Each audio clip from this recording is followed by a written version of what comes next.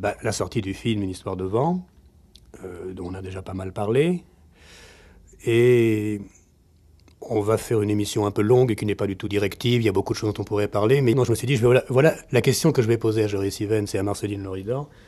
Il y a des gens qui ont 15, 20 ans, même plus aujourd'hui, ils voient ce film qui sort et on suppose qu'ils sont pas très au courant de l'histoire intégrale du rêve communiste dans le siècle, de la Chine, ou même de l'existence et de la carrière des films de Joris Ivens. Est-ce que vous pouvez vous mettre à leur place un quart de seconde et essayer de voir tout d'un coup par leurs yeux qu'est-ce qui doit apparaître? Alors moi j'ai pas la réponse, pas plus que vous, parce que c'est un film dont on peut parler des heures et des heures si on fait revenir toute l'histoire du cinéma et toute l'histoire du siècle, parce qu'il y a beaucoup de choses qui sont implicites, qui sont de la culture tout simplement, notre culture commune. Et puis là-dedans, des fois, on perd de vue ce que doit être le film pour un spectateur qui voit tout d'un coup un film qui commence avec un vieux monsieur qui dit « Moi, je veux filmer le vent ». Comme un enfant qui dit « Je filmerai le vent, voilà, c'est mon caprice, c'est ma décision ». Alors, comme le film commence très tôt sur une scène imaginaire où on voit donc Joris Ivens enfant, au volant d'un petit avion, dans son jardin en Hollande au tout début du siècle, que donc le thème de l'enfance est donné depuis le départ, et qu'à mon avis c'est la force du film, c'est un très beau film sur l'enfance. Comment vous imaginez qu'aujourd'hui, en 89, quelqu'un qui ne connaisse pas le contexte tombe sur ce film, comment il peut se repérer? Alors c'est une question très dure, je vous pose, c'est de vous mettre à la place de l'autre, mais comme vous avez toujours fait des films en direction des autres, voilà, le public aujourd'hui. Ça dépend, c'est quel public. On a des publics jeunes maintenant de 20 ans, 17 ans, 18 ans. C'est beaucoup de lettres d'eux, de l'Hollande, de France déjà, et plus encore de l'Allemagne et tout. Ces gens-là, ils acceptent. Je crois, il dit, bon, c'est une histoire, c'est un film fiction. Il oublie que, probablement que Ivens et Marceline ont fait beaucoup de documentaires dans leur vie. Il accepte comme ça, plus innocent, probablement, comme un enfant. Parce qu'il voit toujours quelque chose. L'enfance, quand même, que beaucoup de gens, même s'ils sont enfants, ils sont encore très jeunes, ça leur touche. Pour eux, le début du film, c'est différent compris pour des autres publics qui ont 30 ans, 40 ans, 50 ans, ça c'est vrai. Alors, comment ils le voient, j'ai vraiment pas pensé beaucoup à ça. On a fait le film comme il est, dès le concept. C'est un film qui a duré longtemps dans son réalisation, dans son conception aussi. Ça fait à peu près 5 ans qu'on a travaillé à ce film. Alors, je crois qu'ils sont toujours pris un peu aussi par étrange. Ils pensent que c'est une chaise dans le désert, c'est surréaliste, pas du tout. Je crois, non, c'est pas. Ça peut être une influence pour nous plus simple qu'on fait une chaise dans le désert que quelqu'un qui n'a pas passé la période de surréalisme. Alors il le fait là, mais pour nous c'est presque naturel. Si on veut cet vieil homme qui ne peut pas promener, il a besoin d'une chaise. Cette idée est même devenue de la réalité, hein, Marceline, tu te souviens, avec le repère, quand on fait le repérage. Quand on fait le repérage, on a trouvé ça. Effectivement, Joris a raison quand il dit on n'a pas pensé à qui aller voir le film quand on a fait le film, parce que bon, c'est comme ça qu'on l'a fait, avec ce qu'on ressentait de nous-mêmes, de l'intérieur. Et ce qu'on avait à filmer. C'est vrai qu'on reçoit des lettres de gens jeunes et qu'on a l'exemple de gens de 15, 16 ans, de gens très jeunes qui n'ont pas vécu toute cette période antérieure. Et ils le prennent comme un défi, un défi d'un vieil homme à lui-même, à la vie, à la mort, et comme un chemin, comme une aventure. Et aussi comme quelqu'un qui va jusqu'au bout de lui-même, qui a l'audace d'aller jusqu'au bout de lui-même. C'est plutôt comme ça qu'ils le ressentent. Et ils le prennent aussi comme un poème. C'est souvent senti comme un poème. D'autre part, comme il y a le phénomène d'identification ne se fait pas forcément quand on a 15 ans avec un vieil homme de 90 ans, ils ont tous des pères ou des grands-pères ou des gens âgés autour d'eux. Et sans doute, ils le perçoivent aussi, d'après des réflexions que j'ai entendues, comme qu'est-ce qu'on devient quand on a cet âge-là et quand on est encore en vie, quoi. Donc la charge émotionnelle passe par l'idée de on va tous vieillir, et on va tous mourir. Donc c'est plutôt comme ça qu'ils le perçoivent, le film, et surtout comme une aventure. Alors les événements politiques qui sont donnés dans le film sont reçus comme tels, et puis la langue de bois politique, elle est prise comme un fait, comme la politique, on en a marre peut-être, mais c'est principalement un peu ce sentiment que j'ai. On a reçu des lettres, on a même reçu une musique sur le thème du vent, avec des paroles inventées. Dans ce film, il y a quelque chose de très paradoxal pour un documentariste qui, toute sa vie, a fait du documentaire et qui a fait presque jamais de fiction, très très peu. Enfin, ce qu'on appelle de fiction, qui est de raconter une histoire avec des personnages. C'est que ce film, quelqu'un qui tomberait dessus comme ça par hasard, dirait, bon, il y a un personnage. Il y a un personnage de fiction, qui est un vieil homme, qui a une idée fixe, et, grosso modo, il réussit à l'imposer. Il réussit à faire quelque chose qui est difficile, qui est de filmer le vent. Et donc Joris se filme dans son propre personnage, personne d'autre peut le jouer. Quel effet ça fait de devenir un personnage de fiction pour quelqu'un qui toute sa vie a fait du documentaire? C'était presque naturel pour le faire, parce qu'on n'a pas d'autre. J'ai pas vu un autre acteur. C'était seulement la peur, est-ce que je peux le faire? C'est plutôt ça. Par hasard, un ami à moi, Juliette Berthaud, a fait un film sur le Havre, je ne sais pas, vous connaissez. Deux petites séquences avec un vieux gourou dans ce Havre, avec un enfant. Et ça va. Les critiques étaient très bien. Le plus jeune acteur, c'était cet homme. Alors ça me donne du courage un peu.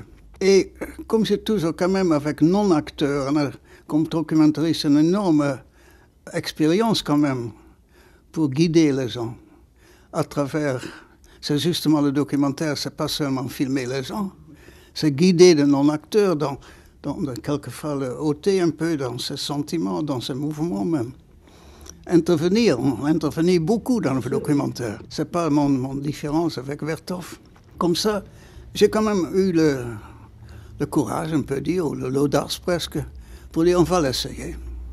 Et comme Marceline est avec moi, on travaille 25 ans ensemble, ça a été un peu secourant pour moi que je ne peux pas, comme metteur en scène, faire toujours. Là, comme être acteur, j'ai vu avec Gérard Philippe une fois quand j'ai aidé comment c'est difficile acteur, metteur en scène. Alors, j'ai compté beaucoup sur le support de Marceline et dit, mais très bien guidé, ce vieux documentariste, pour pas même être soi-même dans ce mouvement, mais vraiment jouer un vieil homme. C'était vraiment une prestation, comment ça s'appelle, une performance d'un acteur. Et c'est surtout aussi même un peu ambigu, quelquefois. C'est un cinéaste qui est né en Hollande, qui veut faire un film, mais c'est pour moi pas toujours Joris Ivens.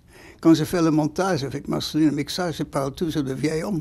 Le vieil homme fait ça, le vieil homme fait ça. Parce que c'est quand même une différence. Cette distance, j'ai appris par être acteur.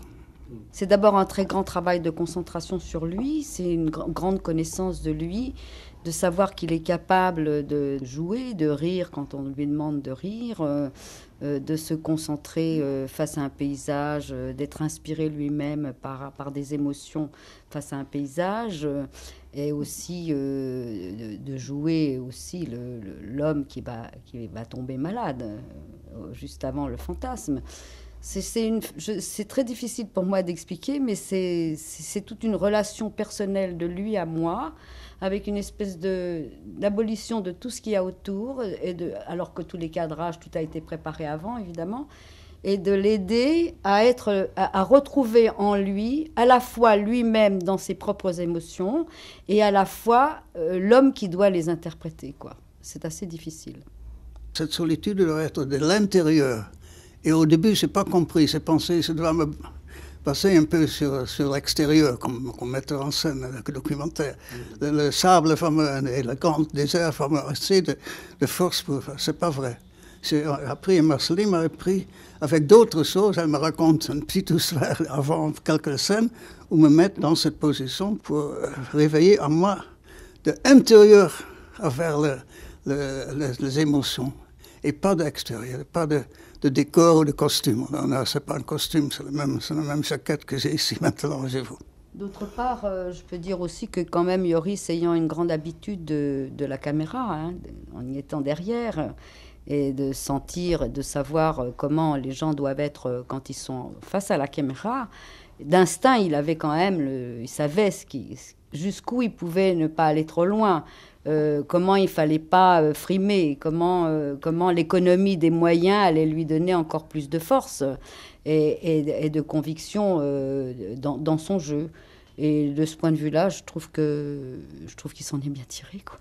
Ce personnage est quand même très, très, très particulier et paradoxal, puisque on apprend à la fin du film, ce qui est une sorte de péroraison un peu ironique à toute une œuvre, qu'il y a peut-être des raisons scientifiques qui font que le vent souffle, mais il y a aussi des raisons irrationnelles, tenant à la magie, tenant à la sorcellerie, puisque dans le film, à la fin, c'est une femme qui fait des dessins sur le sable et qui fait venir le vent. Et d'ailleurs, c'est assez joli, puisqu'elle exige, en contrepartie, des ventilateurs. Donc, c'est du beau matérialisme, ça, dans le sens fétichiste du terme. Les machines à faire le vent. Bon. Est-ce que c'est un peu une sorte un peu de dandysme ironique, disons, d'un vieux matérialiste dialectique et historique qui dit, mais quand même, il y a du sacré, ou il y a de l'irrationnel, ou il y a d'autres logiques possibles? Est-ce que c'est un peu une façon de réconcilier un peu les choses, ou est-ce que c'est une vraie évolution?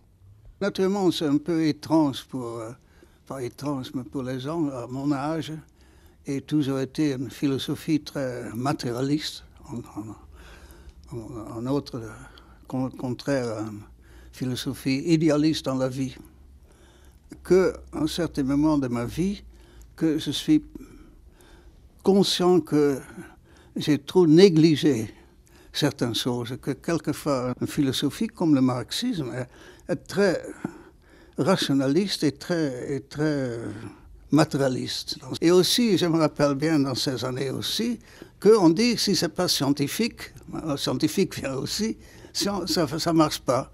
Alors, toutes les choses, avoir un parapluie à la maison ouvert, on ne veut pas voir parce que c'est un malheur. Pour moi, c'est ridicule pour moi. C'est surtout les derniers 10 ans où j'ai voulu entrer dans une autre pensée, de voir les choses.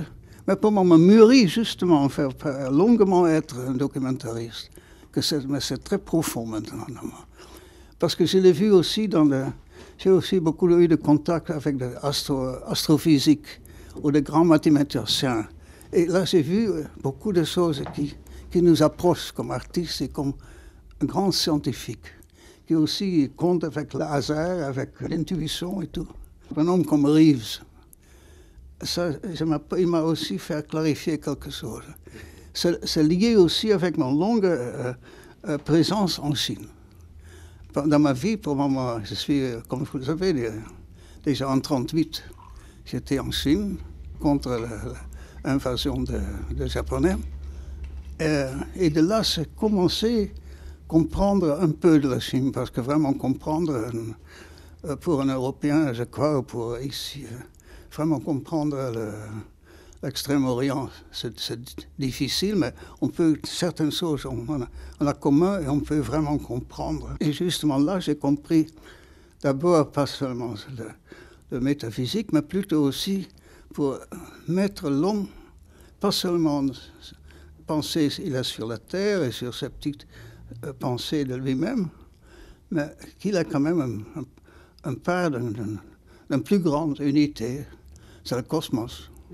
Et ça, c'est cette relation entre le macrocosmos, de grandes choses de l'univers, et le microcosmos, on peut dire, de l'homme. Et ça, j'ai appris beaucoup en Chine. On peut après le dire éventuellement, je peux le prouver, même pas prouver, mais expliquer par l'art cinématographique, l'art de peinture en Chine. Cette phrase-là, elle fait référence, entre autres, il y en a beaucoup d'autres dans le film, qui sont dites avec légèreté et avec ironie aussi, à ironie par rapport à nous-mêmes, hein. C'est-à-dire le regard sur soi dont on rit, de soi, hein, du présent. Je crois elle fait référence pour nous deux, profondément, à une grande transformation intérieure, hein, à une grande crise qui a duré fort longtemps, qui a été, comme toutes les crises difficiles, à trouver un aboutissement. En tout cas, par ce film, c'est clair, on y est arrivé. Mais dans le sens que dès 77, tout a été très mal pour nous deux. Dans notre tête, je veux dire. Qu'on a remis en question avec beaucoup de difficultés, parce que le grand problème des prises de position de politique de ce XXe siècle, pour des gens comme Yoris, qui ont été impliqués dès les années 30, et moi, après la Première Guerre mondiale, et moi... non, mais pas vraiment, c'est plutôt vers les années 30 que tu es allé en URSS ou des choses comme ça. Et moi, après la Deuxième Guerre mondiale, c'est que on a été, en tout cas pour moi, je vais parler de moi, hein, en tout cas en ce qui me concerne, l'après-guerre, c'était quelque chose de tellement douloureux et difficile, et le monde était tellement insupportable, quand on revenait des camps, par exemple, ou quand on avait vécu la guerre, ou qu'on avait perdu tout ce qui vous faisait vivre. Le monde était quand même un monde beaucoup plus en noir et blanc qu'aujourd'hui. Hein. Ça ne veut pas dire que les gens étaient... Il n'y avait pas des gens lucides qui étaient conscients de ce qui se passait, par exemple, en URSS. C'est vrai que c'était une minorité. Et il y a des gens qui sont plus intelligents et plus lucides que d'autres, et puis d'autres, il leur faut du temps. Hein. Alors pour moi, face à ce qu'était ma famille, à ce que je retrouvais dans ce pays, c'était intolérable. Et un jour, je me suis inscrite au Parti communiste parce que j'ai pensé qu'on pouvait peut-être changer la vie, on pouvait peut-être se changer, on pouvait avoir un... J'y suis rentrée avec ce que j'avais de plus généreux en moi et aussi avec ce dont j'avais besoin pour survivre. C'est sûr. Bon, rapidement, je me suis rendu compte que c'était pas ça. J'ai quitté le Parti communiste, mais je veux dire que l'histoire n'a cessé de me rattraper à chaque tournant. Hein. Il y a eu les événements de la guerre d'Algérie. La France, elle était colonialiste, c'est la vérité. Encore aujourd'hui, on ne peut pas voir de documents sur l'Algérie en France à la télévision. J'ai trouvé naturel à ce moment-là d'être à la fois contre ce qu'on appelait la droite et contre ce qu'on appelait la gauche et de soutenir les positions de libération de l'Algérie. Et puis après, il y a eu le Vietnam, il y a eu sans arrêt des événements. Et puis j'ai fait un film sur la guerre d'Algérie, qui a été interdit pendant 7 ans, qui n'a jamais été montré d'ailleurs, qui n'est jamais passé à la télévision française non plus. Je veux dire que chaque fois, l'histoire vous rattrape comme ça et fait que, bon, on est embarqué dans une histoire et que le monde est tellement noir et blanc qu'on prend position pour ce qu'on croit être blanc ou ce qu'on croit être noir. Et un beau jour, on se réveille, comme je me suis réveillée en 76, au moment de la sortie des films de Yukong, 76-77, en se disant, mais on est en 77, depuis 1939, j'ai pas cessé de faire la guerre. Et c'est épouvantable. Parce que qu'est-ce que ça veut dire faire la guerre? Ça veut dire se projeter vers l'extérieur, ça veut dire geler tout de l'intérieur, ça veut dire ne plus s'intéresser qu'à ce qui vous implique dans l'histoire, en croyant la faire, en étant dupe, en étant victime, en étant bourreau, en étant tout ce qu'on veut, c'est vrai. Mais pour faire ce mouvement de l'intérieur de soi, quand on a été pendant 30 ans, dès l'âge de 10 ans, impliqué dans l'histoire, quel chemin il faut faire à l'intérieur de soi pour s'en débarrasser? Les autres vous disent, mais tu vois comment tu parles, mais vous n'avez même plus conscience de comment vous parlez. Vous n'avez plus conscience que cette langue qui est la vôtre, c'est pas la vôtre, c'est celle apprise, c'est celle acquise par des mécanismes qui sont hors de vous. Vous comprenez? C'est épouvantable. Et moi, c'est quelque chose qui m'a vraiment coûté profondément des années pour m'en dégager. 77, 78, 79, j'ai redécouvert la musique, j'ai redécouvert l'inconscient. La capacité de réfléchir sur soi-même.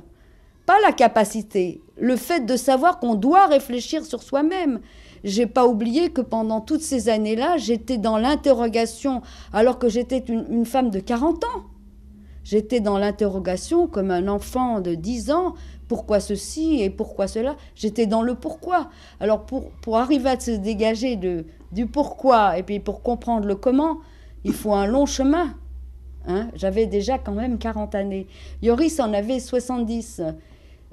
Pour moi, bon, on peut dire tout ce qu'on veut, on est peut-être des gens, je ne sais pas, on nous rend responsables de choses dont on n'est pas plus responsable que les autres, on n'en savait pas plus que les autres. Mais je trouve qu'à 80 ans, quand on a cette crise-là et qu'on a le courage de revenir sur soi, je trouve que c'est incroyable parce que quand on a 80 ans, on est déjà tellement dans les habitudes, dans les stéréotypes de la vie, dans des moulinettes, et on n'a pas le sentiment qu'on peut tout recommencer, refaire naître de soi-même, de l'intérieur de soi-même. Je trouve que Yoris, bon, peut-être c'est complaisant de ma part, c'est peut-être parce que je l'aime que je le dis, mais il l'a fait. Et il l'a fait dans une souffrance réelle, profonde. Il a failli y rester même, je peux le dire. Mais, et c'est après, quand on a réussi à voir plus clair en nous, à voir plus clair ensemble aussi, parce que ça impliquait aussi entre nous des conflits, des difficultés, des discussions, des incompréhensions, c'est vrai. Ce film, pour nous, il exprime le bout d'un chemin. Alors peut-être on peut nous dire, ah oui, vous nous donnez le résultat, on peut toujours nous faire des reproches. Ah oui, vous nous donnez le résultat, mais vous ne nous donnez pas le chemin. Comment vous avez fait pour y parvenir? C'est peut-être un autre film. Mais ce n'est pas la question. Ce film-là, c'est deux gens débarrassés de tout ce qui leur a pesé tellement lourd et qui osent en parler avec ironie, avec légèreté, et qui osent dire autre chose. Et dans cette autre chose, tout à l'heure on parlait des gens plus jeunes, dans cette autre chose-là, peut-être que ça va vous faire rire, mais il y a une sorte de recherche, ou en tout cas un sentiment du sacré de l'homme dont il a besoin pour vivre. Voilà. Alors c'est en rapport avec le cosmos, parce qu'on n'est pas des gens religieux, et parce qu'on croit plus, comme Reeves, que l'univers ruisselle d'intelligence, et que, bon, voilà quoi. Mais je ne sais pas si c'est une réponse, mais c'est un début de réponse. Tu parles assez directement de choses qui effectivement nous turlupinent les uns et les autres, comment à des générations différentes, on a quand même passé à travers quelque chose de très massif, qui est la Révolution, comme mythe. Mais c'est les mythes qui font agir. La dernière fois que je suis venu ici, tu te souviens, c'était pour faire l'entretien pour les cahiers. Ouais. C'était sur Yukon qui nous posait beaucoup de problèmes. J'ai relu un peu l'entretien qu'on a fait à l'époque. C'était assez aigre entre nous, mais parce que nous, les cahiers avaient eu un flirt maoïste, et puis on était sortis, mais c'était moins grave ou moins important que vous, puisque nous, ça se passait à Paris, ça se passait dans un microcosme politico-esthétique parisien, mais enfin quand même, c'était vécu très intensément et très sérieusement, et puis bon, tout le monde continue à vivre. Et je me rappelle de comment on avait commencé l'entretien.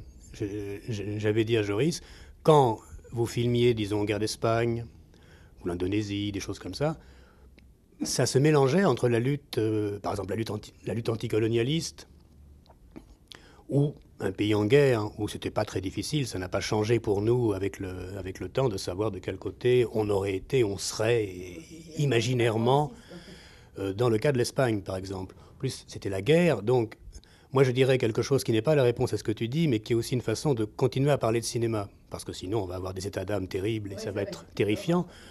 Ça me paraît un petit peu, je dirais, le cynisme du cinéma. C'est que peut-être que jamais le documentaire, ou le documentaire engagé, mais vraiment engagé, qui n'y a pas regardé à deux fois avant de s'engager, donc à la fois par générosité, mais également par volonté d'ignorance. C'est beaucoup plus compliqué que ça, vraiment.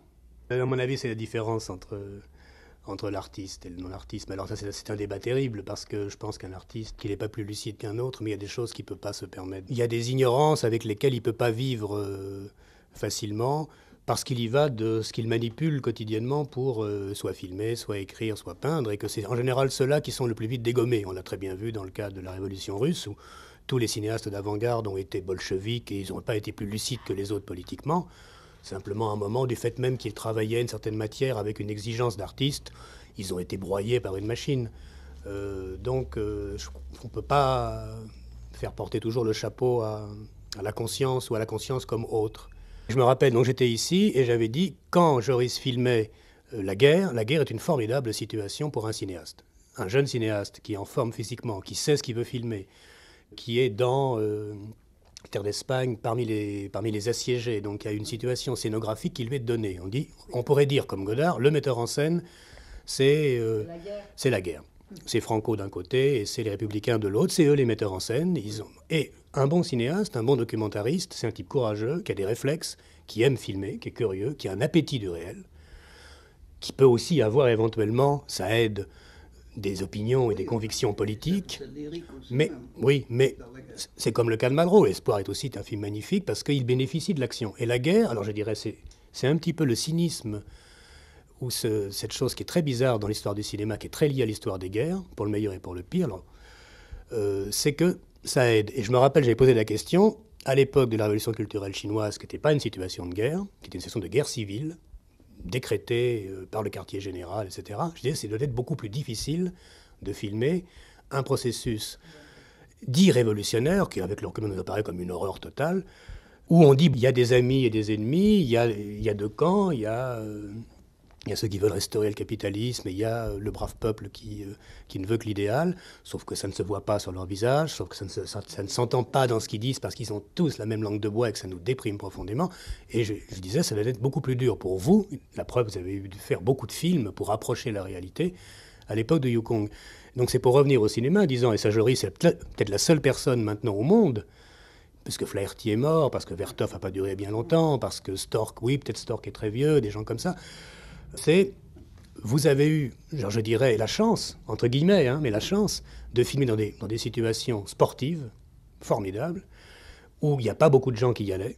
Donc c'est aussi bien Robert Capa, les grands photographes, etc. Simplement quand, après-guerre, dans les mouvements, après la libération, les peuples du tiers-monde, à leur tour, inventent des horreurs totales, genre Khmer Rouge, Révolution culturelle, et demain, pourquoi pas le Sentier lumineux, on en parlait tout à l'heure.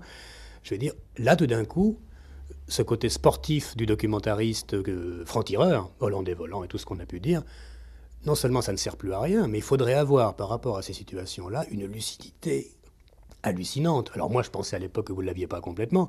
Bon, et puis on ne s'était pas bien entendu là-dessus. Bon, maintenant, on peut en parler calmement. Mais est-ce qu'il n'y a pas... Alors ça, c'est plutôt une question sur le métier de documentariste dans l'histoire du siècle et dans l'histoire des croyances du siècle. C'est que les guerres coloniales, les guerres mondiales, la guerre contre le nazisme, ça reste, je veux dire, assez simple pour quelqu'un de normalement démocrate, même pas révolutionnaire, démocrate, anti-nazi. Mais toutes les guerres depuis 60, les guerres civiles, les guerres politiques, etc., comment en rendre compte aujourd'hui ? Alors bon, ça a été votre expérience sur Yukong, mais d'autres aujourd'hui pourraient, avec les mêmes croyances, que les peuples vont s'émanciper, que l'avenir est radieux, commencer à mentir gravement. J'ai toujours filmé les guerres, jusqu'à Yukong. Et l'un des aspects de cette question, je me l'ai supposé. Comment est-ce que je suis capable de filmer une réalité quand il n'y a pas la guerre ? Parce que la mise en scène de la guerre, c'est quelque chose de fabuleux, c'est vrai. Pas seulement la passion, mais l'image, les armes. Je veux dire que même si on la met en scène, parce que même 17e parallèle, il y a des séquences complètement mises en scène, à partir de la réalité, pour rendre compte de la réalité. Mais c'est vrai que quand on a fait des films que sur la guerre et qu'on a ce côté effectivement de vitalité sportive, comment faire un film sur Yukong ? Et je pense que c'est un problème qui s'est posé pour nous, pour Yukong. Parce que quand on a compris qu'on ne pouvait rien comprendre de ce qui se passait de la révolution culturelle, et qu'on a compris, et que moi, en tout cas, personnellement, je me suis dit, ah bon, mais alors comment est-ce qu'on va faire un film ? Il n'y a pas la guerre, il y a... Alors c'est dans la réalité d'aujourd'hui, du présent de l'époque en tout cas. Et la révolution culturelle, c'est quelque chose qu'on ne maîtrisait pas du tout à l'époque. C'est comme ça qu'on est venu vers cette idée de filmer la vie quotidienne dans des lieux précis. Et comme il fallait qu'on soit riche de quelque chose pour y aller, on n'est pas parti de nous. On est parti des questions que les gens se posaient ici par rapport à la Chine. Et c'est ça qui a été le film guide des films sur Yukong, puisque moi j'ai fait des tas d'enquêtes, j'ai ramassé des 200 questions, et on a toujours relu ces questions. Alors évidemment, je crois que c'est quand même... ça, c'est un problème. C'est un vrai problème. C'est quelque chose qui m'a beaucoup obsédée personnellement, à laquelle j'ai pas pu donner une réponse, sinon par Yukong ou par après le film Une histoire de vent. Quand même, il y a des choses que nous on comprenait pas, et il y a des choses qui nous plaisaient pas, mais on savait pas comment en parler. On laissait parler les gens, on leur posait des questions. Et le film s'est fait, Yukong, uniquement sur la base des questions qui étaient posées aux gens et de tout ce qu'ils nous disaient à partir des questions qu'on avait ramassées ici. Et j'ai été longtemps sans pouvoir revoir les films, sans pouvoir les revoir profondément, je veux dire. C'était douloureux pour moi, l'idée de les revoir. Et puis, il y a eu une rétrospective de ces films à la Cinémathèque. Et c'est une copine qui m'a obligée à y aller. Elle m'a dit, tu dois voir ton travail quand même, c'est pas possible. Tu peux pas, même 10 ans plus tard ou 12 ans plus tard, tu dois le voir. Et j'ai été frappée d'une chose absolument incroyable, outre le fait qu'il y avait un langage qui était la langue de bois, des gens qui s'exprimaient dans le film. Je parle du film La Pharmacie. J'ai tout d'un coup pris conscience du fait qu'on avait rêvé, quoi. Et que c'était comme si deux Occidentaux étaient partis filmer un rêve, une utopie qu'ils croyaient se concrétiser. Et ce qui était absolument fou, c'était d'avoir le sentiment que les Chinois qui parlaient croyaient la faire. Hein. Alors, est-ce qu'ils croyaient vraiment la faire? Est-ce qu'ils mentaient? Est-ce qu'ils occultaient une partie de la réalité? Est-ce qu'ils étaient teachés avant qu'on le sache pour ne dire qu'une partie de la réalité? Je crois qu'ils répondaient à des questions et en même temps, franchement, critiquer un chef à l'époque, c'était plutôt bien, quoi. Et quelquefois, quand je vois, par exemple, dans une séquence de La Pharmacie, les gens qui racontaient « Ah oui, maintenant, on va travailler dans la campagne, et puis les gens de la campagne viennent, on a ouvert un dispensaire pour eux. » On trouvait ça bien à l'époque. On trouvait ça bien même que des intellectuels aillent à la campagne. Je me souviens, en 1977, on a parlé devant 1200 élèves apprenant le français à Pékin, qui voyaient les films pour la première fois et qui nous ont directement interpellés. Comment vous avez pu faire ces films sous la bande des 4 ? Directement. Et c'était normal qu'ils nous posent la question. Mais d'abord, je ne veux pas rentrer dans les détails de la révolution culturelle. Elle a duré 10 ans, il y a eu différentes périodes. La période où on a filmé, c'était une période relativement libérale, dirigée par Chou En-lai. Ouais, ça, c'est clair. Mais moi, je leur ai dit publiquement, et je n'ai pas peur de le dire à la télévision, à la radio française, j'ai dit, vous savez, moi, j'ai été dans un camp de concentration, à Auschwitz. J'ai planté des violettes pour la venue d'une commission de la Croix-Rouge internationale. Et cette délégation de la Croix-Rouge internationale n'a rien vu. Moi, je suis allée dans les écoles du 7 mai. Et comme les petites fleurs violettes que moi j'avais plantées, je n'ai rien vu. Je ne le voyais pas. Je veux dire que ponctuellement, toute notre histoire des 10 dernières années, elle est jalonnée de clarifications par rapport surtout aux Chinois et par rapport à nous-mêmes. Donc là, on avance à grands pas dans un grand pan d'histoire, même récente. Pour ne pas perdre le fil de cette question sur l'histoire du cinéma qui a un siècle et qui donc se confond avec celle du siècle, donc avec celle de Joris Ivens, a d'abord eu une période, je dirais, sportive. Documentariste part et témoigne tout seul dans des guerres, etc. Et puis à un moment, ça devient plus compliqué. L'idée de tiers-monde commence à apparaître. Et au début, elle est très utopique, mais après, elle devient extrêmement trouble. Et ça devient plus difficile pour un cinéaste, parce qu'il n'y a plus de guerre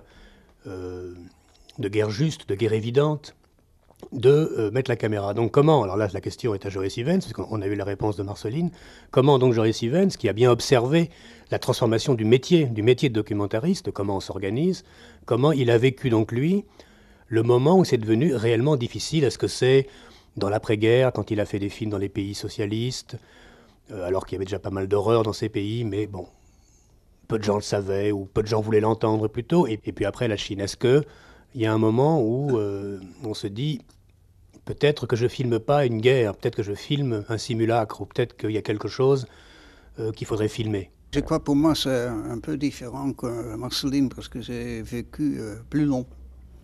C'est ça, elle est tombée vraiment dans sa jeunesse dans un camp de concentration qui c'est pire parce que c'est la guerre, c'est pas ça détermination, destruction de tout un peuple qu'on a essayé de faire les Juifs.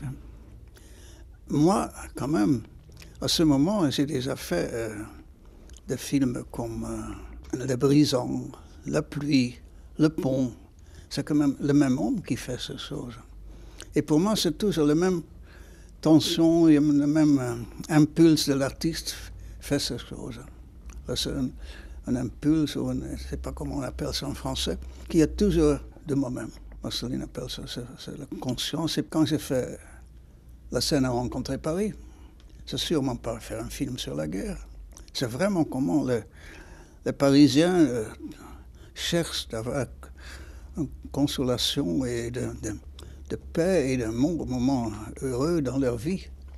À la rive de Seine, dans les différents âges. Pour le Mistral, c'est un poème. Sur le Mistral, le vent on peut faire plutôt vu comme élément de nature, esthétique plutôt, mais quand même aussi déjà des implications à l'esprit de l'homme. Quand même le vent qui change dans la nature, les formes des choses, un cyprès qui est comme un arbre assez sévère, droite. Quand le Mistral vient, ça vient une flamme verte, comme une peinture de Van Gogh. C'est pour moi un exercice sur une symphonie inachevée. Alors j'ai quand même déjà avant fait des films sans guerre. Je ne peux pas maintenant penser à tout. Valparaiso aussi, à Valparaiso. Alors je suis plus accoutumé dans ma carrière déjà à des films qui ne sont pas la guerre. Et j'ai pour moi eu une prémonition. Quand j'étais en Australie pour aller en Indonésie, mais le gouvernement hollandais ne me laisse pas aller parce que je voudrais photographier la libération vraiment d'Indonésiens par eux-mêmes. À ce moment, j'avais chassé les Japonais. À ce moment, j'ai quand même, sans le dire tiers-monde, je dis au gouvernement hollandais, mais vous faites de la folie si vous pensez que vous pouvez reprendre la colonie après la Deuxième Guerre mondiale, c'est impossible. Il faut se mettre même d'accord, c'est même pas un film qui demande la révolution, qui dit mettez-vous à conférence, comme les Anglais ont fait avec Inde. Alors j'ai vu quand même, je me rappelle que je dis, et d'autres suivra. Et je n'ai jamais sans penser là à ce moment directement à l'Algérie et d'autres. Mais quand même, comme cinéaste qui est près de toutes ces choses, j'ai senti très clairement le tiers-monde qui viendra. Et penser là, on aura d'autres guerres aussi quand même, qui juste pour la libération et l'indépendance. Mais c'est tout. Après, j'ai revenu en Europe. Les Hollandais ont pris par revanche. Le gouvernement hollandais m'a traité comme un traître, pas seulement traité, m'a dit c'est un traître de mon pays, et m'a pris mon passeport. Ils n'ont pas osé mon nationalité parce que c'est quand même un personnage assez populaire en Hollande, surtout avec la jeunesse à ce moment. Alors, ils ont pris mon passeport pendant 10 ans. Ça signifie, même en France, je ne peux pas avoir une carte de travail. Bon, évidemment, parti d'une façon frénétique vers des horizons terrifiants, l'émission est déjà à bout de course.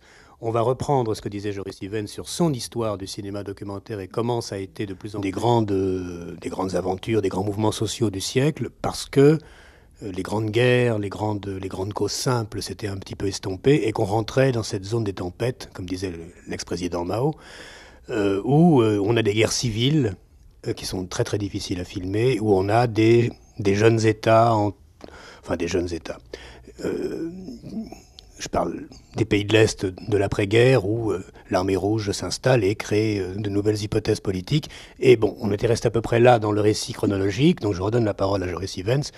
À partir de quel moment il a commencé à devenir non plus un Robert Capa engagé sur les fronts de la lutte révolutionnaire, mais un chroniqueur avec les risques et périls du chroniqueur, de nouveaux processus historiques. Donc l'après-guerre, Joris Ivens. Chroniqueur, c'est autre chose. Alors en Europe, grâce au gouvernement hollandais qui a pris mon passeport, quand on n'a pas un passeport, par exemple, c'était en France, et Jean Painlevé m'a aidé pour essayer de faire un film scientifique, mais pas passeport, pas carte de travail. Alors à ce moment, j'ai une lettre d'un ancien ami à moi avant la Deuxième Guerre mondiale, Linhart, qui est devenu directeur d'un cinéma national, premier nationalisé dans le pays de l'Est, Tchécoslovaquie. Ça se joue en 1947. Et c'est une invitation, viens ici parce que ici on peut travailler. Alors j'ai voyagé là. Et c'est vraiment en Tchécoslovaquie qu'on a pris mon passeport. Chaque ambassade a été l'instruction pour aussitôt comme M. Ivens, il faut retirer son passeport. C'est comme on coupe mes ailes, tu sais, un Hollandais volant sans ailes, tu vois. Ça va pas, ça vient lourd. Alors comme cette lourdité, ça vient tout d'un coup sans le savoir, ou sans le vouloir même, derrière le rideau de fer, parce que ça se ferme. Et comme ça, un enthousiaste de socialisme, parce qu'on peut dire aussi, pas seulement communisme, mais socialisme, que c'est à l'Est, après la Deuxième Guerre mondiale, et c'est pas maintenant, mais c'est directement après la Deuxième Guerre mondiale, on a des pays comme Pologne, comme Tchécoslovaquie et Hongrie, qui changent leur économie et deviennent un pays démocratique socialiste, qu'on appelle ça. Naturellement, très imposé par la mer Rouge qui est venue. Mais j'ai su ça même. Et je pensais, bon, pour moi, c'est pas mal pour avoir aussi quelques pays qui se joignent à cette camp de socialisme. Mais c'est pas si qu'on s'en comprend, on est toujours très sage à la fin, tu vois, à la fin des choses. Mais j'ai heureux d'avoir le travail, ça c'est sûr, sûrement. Les premières années, j'étais intéressé comment ces pays qui sont une économie capitaliste devient un pays nationalisé, socialiste et tout ça. Comme Prague a été peu détruit, mais quand même détruit moralement aussi. Tout est détruit. Après la Deuxième Guerre mondiale, tu ne peux pas imaginer qu'est-ce que est dans la tête des gens, tu vois. En tout cas, on est heureux parce qu'on a gagné contre le fascisme. Ça, c'était bien. Les Soviétiques, les Russes ont bien tenu le coup. Et aussi, avec les Alliés, le fascisme est fini. Ça, c'était une chose pour nous formidable. Dans cette ambiance, je vais là-bas et le premier film que j'ai fait, c'est un film avec une équipe Tchécoslovaquie et après addition aussi en Bulgarie, en Pologne, qui s'appelle Les Premières années. Tu l'as vu? Oui. C'est quand même un film intéressant, c'est pour montrer un film de nouveau, un trio. En Bulgarie, c'est plus lyrique. En Tchécoslovaquie, c'est plus didactique. On parle de Jan Hus et comment c'est le rebelle et les gens qui disent c'est pas seulement pour les prêtres pour avoir le hostie pour manger, mais le vin, il boit le vin. Et pourquoi nous n'avons pas le vin? C'est simple comme ça, il a un verre de vin dans son drapeau, Jan Hus. Mais c'est un peu populaire. Et en Pologne, il y a une scène vraiment dramatique. Je peux dire presque film fiction. Alors, c'est une trilogie, je n'ai pas vu pendant longtemps, mais dans mes pensées, c'était pas mal en le faisant ça. C'était les gens aussi, comme Marcel a dit, on vit dans une nouvelle ambiance et tout d'un coup, on essaye. Ça n'a pas été tout seulement une minorité à ce moment, c'est quelque chose qui a réveillé, c'est pas seulement la police et tout. C'est au début, premières années. Après, j'ai vu que c'est quand même pas mon pain. Je suis un rebelle en Europe. La révolution en Europe, ça m'intéresse, mais pas ça. La Bulgarie. Tu as eu des problèmes quand tu as filmé la partie bulgare des premières années? Ah oui, déjà là, on a des problèmes parce que c'est quand même, je ne sais pas si Dan a fait encore déjà là. Je ne sais pas à quelle année, je crois que c'est un peu plus tard qu'il y a inventé Zdanov. Zdanov qui a inventé le socialisme réaliste, mais je crois que ça règne déjà. En tout cas, oui, ça règne, parce qu'il faut seulement filmer le futur.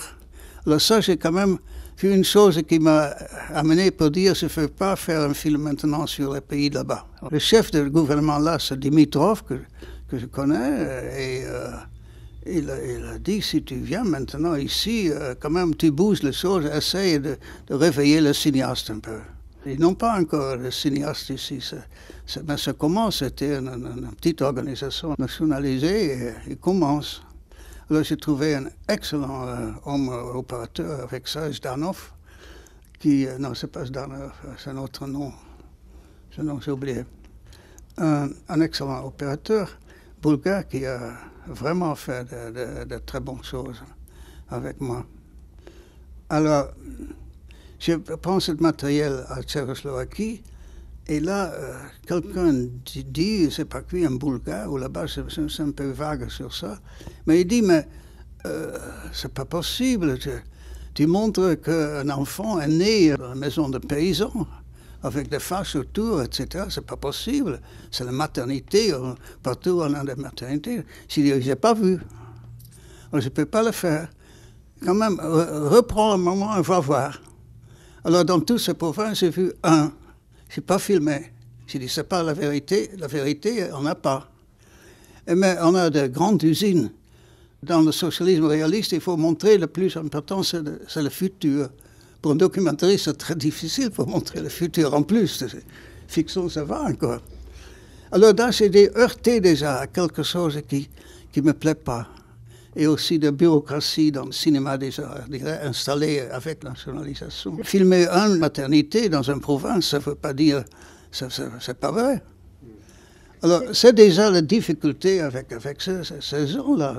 On a d'autres aussi, j'ai oublié maintenant, mais c'est partout, j'ai eu des difficultés. C'est la même chose qu'en Chine. En 1964 ou 65, quand je suis allée en Chine, que je regardais comment les gens étaient pauvres et comment les gens vivaient mal, on me disait, il ne faut pas regarder ça, il faut regarder les grands buildings, c'est ça le futur, et c'est ça qu'il faut montrer. Oui, c'est un peu le sens de l'histoire qu'on parle dans le pays socialiste. Après ce film, j'ai décidé de dire, je ne peux pas faire ce film. Laisse-moi faire quelque chose qui a affaire internationale. Et après, j'ai fait quelques films internationaux, par exemple sur le Congrès de la paix à Varsovie. Ça, c'est intéressant avec les Américains, avec les Russes, avec les Chinois, avec les Coréens et tout ça. Et la ville avec toutes les blessures et tout, comme des dents dans une bouche de mauvaise santé, toutes les maisons qui sont là, sur encore presque le parfum de la guerre, comment ça s'appelle, le sentir de la guerre, on peut le sentir encore. C'était très dramatique, on a fait des séquences très intéressantes, pas intéressantes, dramatiques.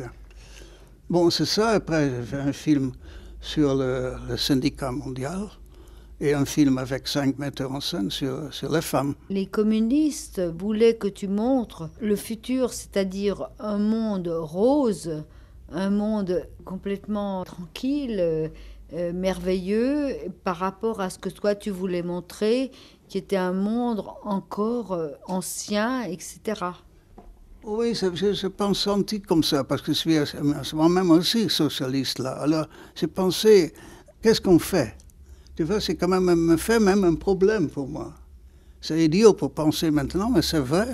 C'est à ce moment, j'ai quand même consciemment, heureusement, suivi mon conscience de tenir la réalité devant la caméra et pas fantasier que c'est dans le futur.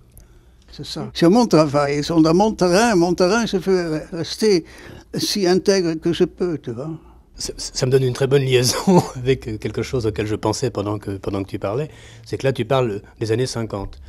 C'est-à-dire, dans le cinéma de fiction, disons, le grand événement, c'est plutôt Rossellini. C'est-à-dire quelqu'un qui mélange l'actualité et la fiction, qui est très nouveau à l'époque et dont, en un sens, on n'est pas encore vraiment sorti. Et puis, dans les années 50, commence la télévision. Alors, pas dans les pays de l'Est, non, mais en Amérique et en Europe. Et c'est très important parce que dès le moment où la télévision a commencé à exister, le problème de la commande de la commande de l'État, est devenu très fort. C'est-à-dire on a dit filmez ci, filmez ça, comme ci, comme ça. Et c'est très très pauvre la façon dont la télévision permet de faire du documentaire. Mais toi, tu as dû vivre, à mon avis, dans une demi-naïveté, c'est-à-dire d'accord sur les grands principes, mais pas d'accord sur mon métier de cinéaste. Le début de ce grand changement politique et esthétique en même temps, qui est qu'on ne filme plus les grandes guerres où finalement un bon cinéaste est finalement habile et bon, c'est-à-dire donne des bons résultats, mais le moment où on peut devenir un cinéaste fonctionnaire pour un pays communiste qui sait ce qu'il faut filmer, et qui fait de la propagande, c'est tout, ou en Europe, de devenir de plus en plus un fonctionnaire d'une télévision. Et je pense qu'à partir de ce moment-là, ça a été beaucoup plus difficile qu'avant d'être un documentariste. Pour venir vraiment filmer le communisme, ça n'a pas été pour moi. Tout de suite, j'ai vu, c'est pas pour moi. J'ai fait faire des thèmes internationaux là-bas, parce que j'attends le moment où... Parce que j'ai une victime de rideau de fer à ce moment. J'ai pas de passeport, je peux rien faire. Quelquefois, j'ai pas escapé quand même pour avoir un congrès international de films cinématographiques, scientifiques ou quelque chose en Italie, en France même. J'étais même en 51 en France, où on a 3 représentations à salle Pleyel plein, avec Pierre Billard qui était secrétaire du ciné-club. Ils ont vécu sur cette chose pendant 3-4 ans, c'est quoi. Parce que c'est un tel succès. C'était Élouer, Aragon, je sais pas, Cocteau, il est encore vivant, non, je sais pas. Oui. Et Joliot-Curie et tout, c'était formidable. Et l'introduction était de L'Herbier. Et entre-temps, ma relation avec le cinéaste de l'ancienne génération, c'était très, très étroite avec Renoir, avec L'Herbier, avec René Clair, avec Buñuel, c'est pas français, mais quand même, j'ai beaucoup rencontré toujours ici. Buñuel, c'est un ami très personnel, très fort. J'étais au Mexique pour moi, il a été en Hollande. C'est ça qui est un peu différent maintenant. Bon, mais c'est un petit interlude. Le dernier film que j'ai fait derrière le rideau de fer, c'est un film, une sorte de fresque de la situation des syndicats dans beaucoup de pays. J'ai fait un appel à 18 cinéastes partout, ici en France, à Menegos, qui m'a aidé. C'était dur, j'ai demandé, tu vas en Afrique? Alors, en Afrique, c'était dur pour filmer un syndicat en Afrique. Il a dit, faire un film scientifique à la mer là-bas, et comme ça, il a quand même, en cachet, filmé des syndicats. Et partout, on a Brésil, en Amérique, partout, on a eu parce que j'ai beaucoup d'amis partout à ce moment, le cinéma était plus... pour moi, une grande famille. Je connais partout dans tous les pays de cinéastes. Et fiction et documentaire. Alors, ils m'ont mis un énorme matériel. On fait, en 1 année et demie, on a fait un montage. Langlois a toujours dit, un autre cinéaste prend 10 ans pour ça. Et on a fait un film qui s'appelle Chant des fleuves. Il est très dur à ce moment pour voir. Parce que c'est quand même très, très imprégné par la situation à ce moment. Mais c'est quand même des artistes. Brecht, je connais Brecht bien, il a fait des poèmes. Paul Robson le chante. Shostakovich a fait la musique. C'était vraiment une bonne équipe. Vous voyez? Alors, mais ce film a été vraiment la chanson de signe. Et à ce moment, c'est une merveilleuse invitation de Gérard Philippe, qui a vu mon film, etc. Et il a demandé que ici je peux fonctionner comme conseiller technique, artistique, sur un film où il s'est pour la première fois fait la mise en scène. C'est un film qui s'appelle Till Espiègle, qui en plus est un héros de flamand qui est très près de notre lutte indépendante de la Hollande. Alors, c'était une possibilité pour sortir de rideau de fer. Aussi, c'était une coproduction. Alors, j'étais, pour le côté allemand, j'ai fait un peu le trait d'union. Et après, j'ai fait la position par ça pour sauter en Europe. Et les Hollandais sont très gentils et m'ont donné un passeport pour 3 mois d'abord. Alors, pour 3 mois, Bon, après ces 6 mois, après 2 mois, etc., mais il m'embêtait un peu. Mais quand même, je pourrais travailler ici. Et le premier film que je pourrais faire ici, c'est un film, après tout ça, chanté de Paris. Parce que j'aime beaucoup la ville de Paris. C'est pour moi une chose que je connais depuis ma jeunesse, depuis avant que je fasse des films, en 1918 et 20. Et après, j'ai fait un mouvement un petit film de 6 minutes, un mouvement à Paris en 30. C'est tout très lié. Mon premier succès mondial, ça a été ici. Mon premier film, la pluie et le pont, sont été montrés dans les 2 seuls cinémas Art et Métier. Art et Essai. Art et Essai. Art et Essai, c'est Ursuline et Studio 28. C'est l'année 28. Vous voyez? Alors c'est très lié, fondamental à la France. Les gens oublient tout ça, tu vois. Comme ça, je suis un homme en Hollande, un petit pays. Si la France dit c'est bien, ça t'aide dans un petit pays, c'est formidable. Je suis revenu en Europe et je me sens bien. Je ne peux pas faire tout mon chronologie parce que c'est aussi pas intéressant pour tout le public à ce moment, pour l'écouteur. Je crois qu'il faut sauter. En 60, je vois qu'en Cuba, on a un nouvel pays qui a eu une révolution.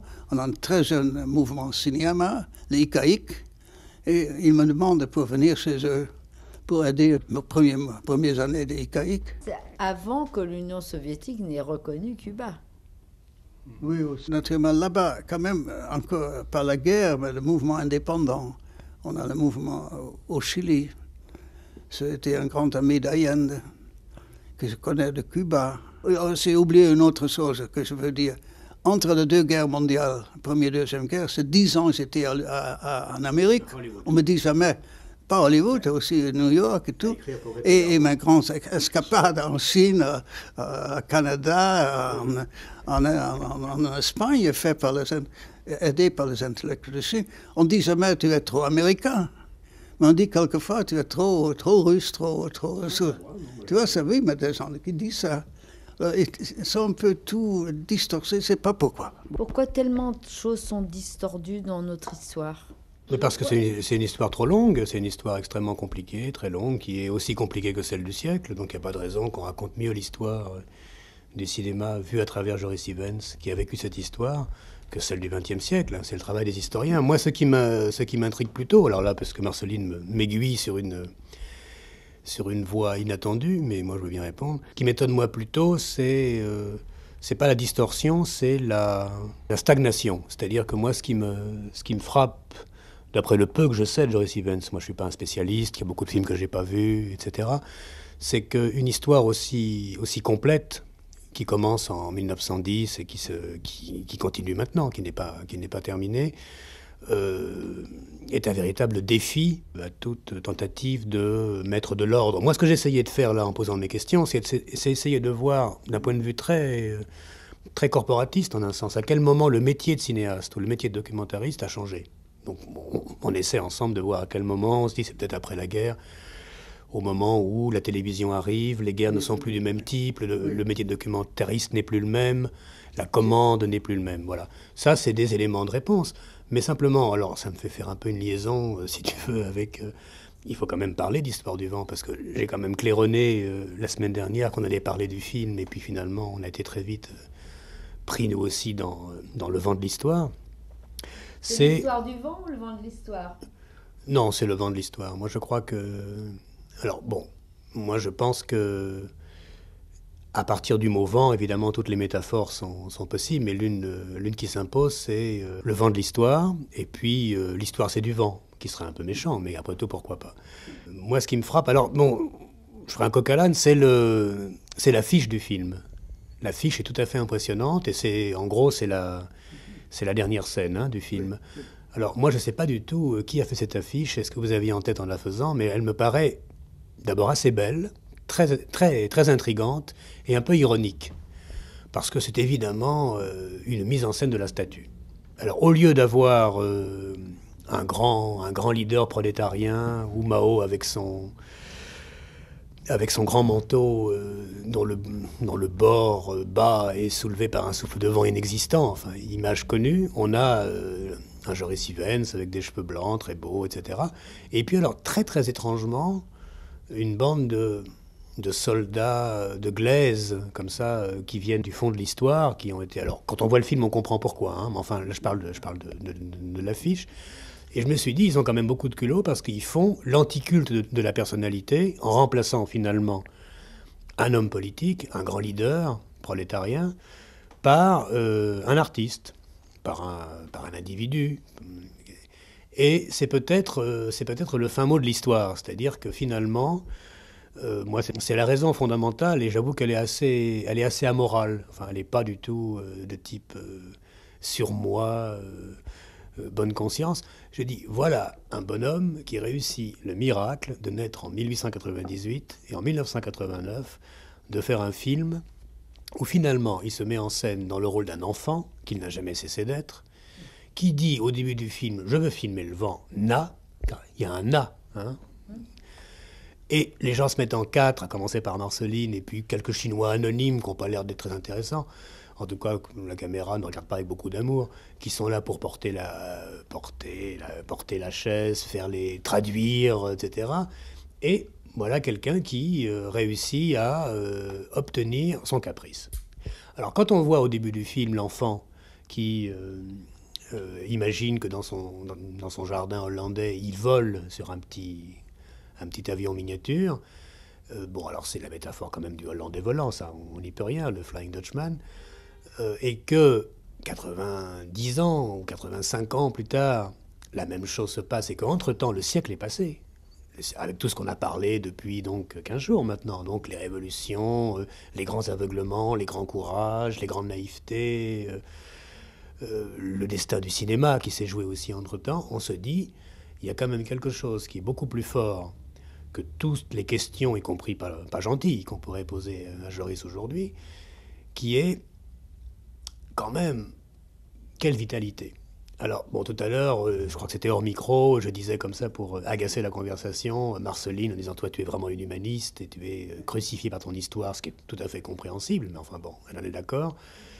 Et je disais à Joris, qui a quand même tiqué, malgré le whisky, disant, vous n'êtes pas du tout un humaniste, ce qui vous intéresse, c'est le souffle, c'est le vent, c'est les éléments, c'est la cosmologie, c'est pas du tout la métaphysique, parce que c'est quoi la métaphysique? C'est l'interrogation sur la mort. Or, la mort ne vous en tout cas, en tant qu'artiste, hein, je ne parle pas en tant qu'homme, elle n'est pas dans les films. Dans les films, la mort n'existe pas, je crois qu'elle est inimaginable.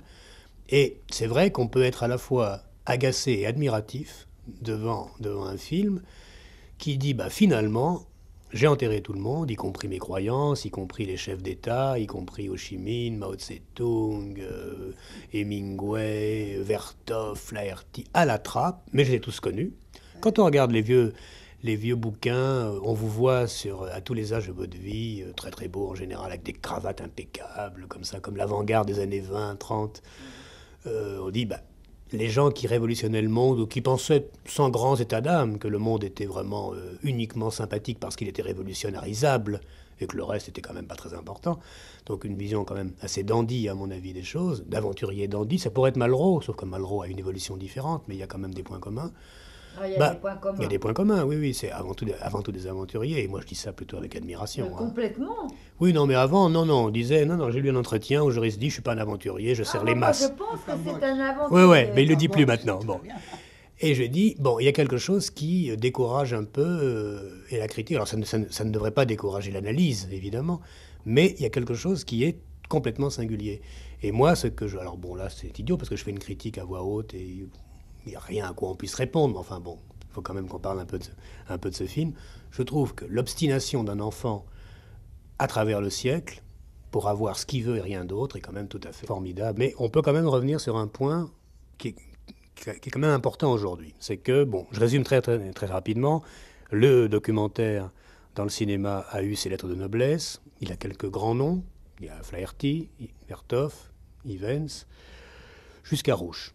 Bon, et puis après, pas grand-chose, parce que même, disons, des gens très bien comme Depardon, c'est déjà différent, plus limité, c'est une autre époque. Alors on se dit, il y a un moment, le documentaire a dû être empiété par la télévision, mais la télévision n'a pas fait la suite du documentaire, ce qu'elle aurait dû faire, ce qui est tragique. Donc là, on pourrait faire, mais on n'a pas le temps, on pourrait faire le énième attaque de la télévision, qui fait du scoop, mais pas du documentaire, ou qui fait du document, et pas du documentaire.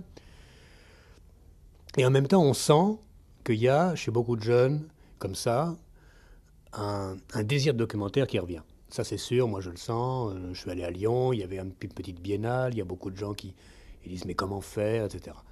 Et alors, c'est très émouvant, et en même temps, on a envie de leur dire « attention, parce qu'il y a cette sorte de préjugé favorable pour le documentaire contre la fiction, surtout chez les gens politisés, surtout chez les gens de gauche, mais même chez les gens de droite quand ils étaient plus forts, quand ils avaient le pouvoir.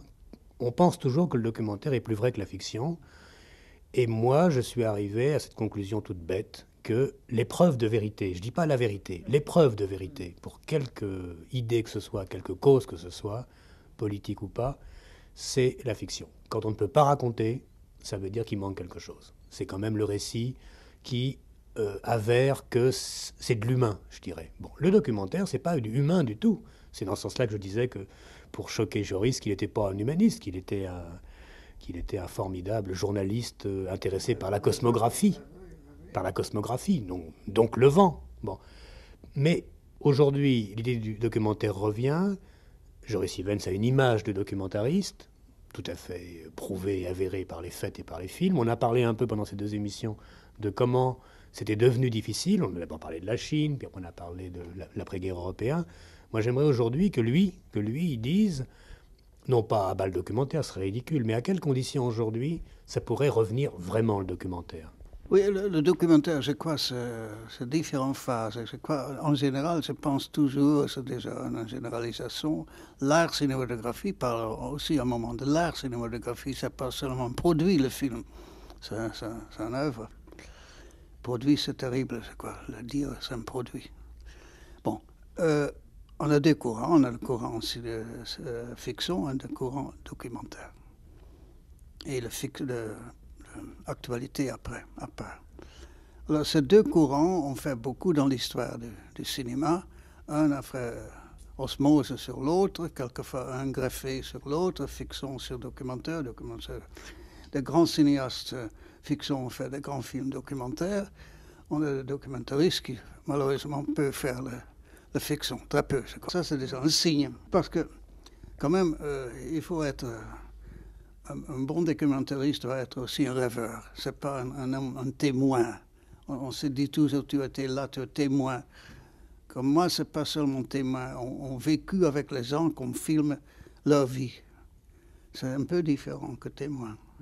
On s'engage. On prend un point de vue. Et c'est jamais mes points de vue, les gens le savent. C'est jamais caché, mes points de vue. Chaque film est un certain credo où je suis dans la vie. C'est à part. Mais on a une sorte de vague chose autour du documentaire.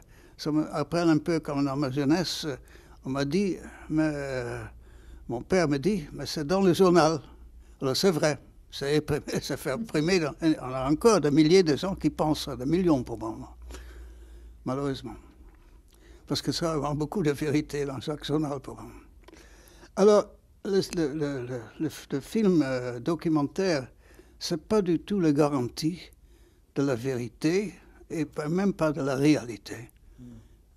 On a un bon documentariste doit naturellement maîtriser la réalité, dramatiser la réalité. Déjà Grierson, un des grands hommes de documentaire anglais, toujours aussi souligné, dramatiser, faire le quotidien, l'ordinaire extraordinaire, quand même aussi dans la fiction. Et ça, c'est très dur. Et c'est pour ça qu'on manque pas assez d'artistes pour ça. Et les gens pensent si c'est documentaire, on filme la réalité avec une certaine bonne photographie, enfin, c'est surtout aussi un commentaire plus ou moins intéressant, comme le grand monsieur qui sait tout, une sorte de voix de Dieu.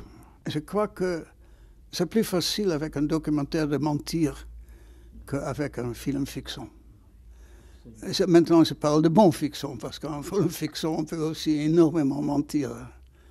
Mais pas si facile. ça reste dans le domaine quand même éphémère un peu, vous voyez. Alors, c'est pour ça que pour un film documentaire, pour moi, j'ajoute beaucoup, et je pense beaucoup à la moralité de cinéaste. La moralité, c'est dur pour dire un artiste doit être moral, c'est pas aussi ça, mais je crois que dans le documentaire, on doit vraiment s'engager complètement. Mais comme on a un matériel si réel et les gens font te croire que tu as la réalité, tu vas faire la forme artistique le plus haute possible. Et c'est pourquoi mes films restent quand même, parce que pour Terre d'Espagne, par exemple, qui est de 37, et maintenant encore, il prend les jeunes qui voient le film et ils sont impressionnés par le film. Si c'était une actualité ou un documentaire normal, qui a seulement dit les choses comme ils sont, ça passe. Alors il faut quand même voir que le documentaire ne garantit aucune chose. Et si on pense que l'authenticité, c'est la vérité, c'est pas vrai. L'authenticité, c'est une partie de la vérité. Vous voyez, et ça, c'est plus qu'on vu beaucoup dans le sens de gens, aussi même des documentistes eux-mêmes. Vous voyez? Alors je crois que si on doit monter maintenant, je crois que le documentaire doit vivre bien. C'est quand même une forme de l'art qui peut être possible, qu'on a une école dans la peinture, dans la poésie. Ça peut être vivre, mais il doit être vraiment plus audacieux et plus près du film fiction. Moi, avec une histoire devant, je dis, peut-être je suis arriérée. Peut-être il m'a fallu tout ce temps pour comprendre les choses. Et finalement, chacun a son chemin et chacun a le nombre d'années qu'il lui faut pour comprendre. Moi, j'ai découvert une chose avec une histoire devant parce que j'ai réalisé ce film. J'ai été à toutes les périodes de l'histoire de ce film, au tournage, au montage, à la finition du film. C'est que quand je vois ce film, l'histoire devant, dont je suis véritablement la réalisatrice de ce film et dont je suis complètement impliquée avec cet homme que j'aime, qui est Joris Ivens, c'est que finalement, une histoire devant, il aurait pu être fait complètement en studio. Personne ne s'en serait rendu compte. Et c'était le même film, aussi merveilleux, aussi dans les dunes, aussi dans le désert, et aussi avec la même émotion qu'il y a dans le film. Moi, je découvre à 61 ans, aujourd'hui, qu'on peut construire un film complètement dans le film de fiction, avec plus de force, avec plus d'honnêteté, avec plus d'authenticité de soi-même que dans le documentaire. Parce que finalement, le documentaire, c'est un mensonge. C'est une partielle de la réalité. On peut dire des choses avec la réalité dans le documentaire, mais on peut dire autant dans la fiction, avec le faux documentaire que peut être un film de fiction. Et pour moi, ce qui est fondamental, c'est de pouvoir exprimer soi-même dans un film de fiction avec la même authenticité que dans le documentaire, que ce qui est dit dans le documentaire. Parce que le documentaire, c'est une trahison permanente. Et quand je vois Joris Ivens dans ce film, Une histoire de vent, et des plans qui ont été filmés dans le désert, ils auraient pu être filmés en studio, comme moi je l'ai filmé en studio, pour compléter ce qui n'était pas dans le film, parce qu'il ne pouvait pas être dans le film. Je ne sais pas si je suis suffisamment claire. Moi, je pense que l'avenir, c'est dans le film de fiction. Parce que dans le film de fiction, on peut dire ce qui est dans le documentaire et trahir le documentaire et donner une autre réalité de la réalité à travers la fiction. Ce que dit Marceline est évidemment très grave. Et c'est un vieux débat qui n'arrête pas de rebondir d'un pôle à l'autre. pour compléter ce qu'elle dit, il y a une phrase de Godard que j'ai jamais oubliée parce que, comme toujours, il y a le sens de la formule et c'est assez éclairant. Il dit « Le documentaire, c'est ce qui arrive à l'autre. La fiction, c'est ce qui m'arrive à moi. » Et voilà pourquoi il y a quand même entre les deux approches une grande différence. Et voilà pourquoi Joris, lorsqu'il fait une histoire de vent, ne peut pas le faire sinon se mettre dans la fiction. Parce que du coup, ça lui arrive à lui. Ça lui arrive à lui. Et ce qui lui arrive à lui, tout aussi étrange et vieux et bon, en Chine et avec le vent qu'il est, ça peut effectivement intéresser des gens parce qu'il y a quand même quelque chose qu'on n'a pas dit, je crois qu'on n'a plus beaucoup le temps de le dire dans cette émission. Moi, ça m'a beaucoup frappé parce que quand on voit les films aujourd'hui, il n'y a aucun cinéaste qui dit après coup « moi j'ai voulu filmer ça » ou « je veux filmer ça ». Comme un peintre dirait, moi je veux écrire, non, je veux peindre un nu, un paysage, la couleur verte, je veux devenir fou parce que j'arrive pas à capter ça, ça et ça. Les cinéastes devraient quand même des fois parler comme ça, pas seulement les cinéastes peintres comme Bresson ou comme Piala, ou Antonioni justement, qui a lui aussi fait un film sur la Chine, avec lequel on était un peu trop méchant à l'époque. Et ce qui est, je trouve formidable dans Histoire du vent, c'est on donne la règle du jeu au départ, c'est-à-dire quelqu'un dit, moi... Alors ça, et ça, la fiction, hein, c'est une fiction simple, mais c'est quelqu'un qui dit, moi, je veux filmer le vent. Comme un enfant dit, moi, je veux voler. Alors, bon, il réussit pas, peu importe, on peut en juger. Pourquoi ça se passe en Chine, on ne sait pas très bien. Pourquoi il y a les bureaucrates, pourquoi il y a des scènes rêvées. On admet, on accepte tout ça. Puis à la fin, quand même, quand on voit le vent sur les dunes, et Dieu sait si les dunes, ça s'y prête bien, quand on voit donc un peu la chose elle-même, et là, il y a un truc un peu mystique, mais mystique matérialiste, c'est-à-dire... on peut filmer les choses même. On dit, chapeau.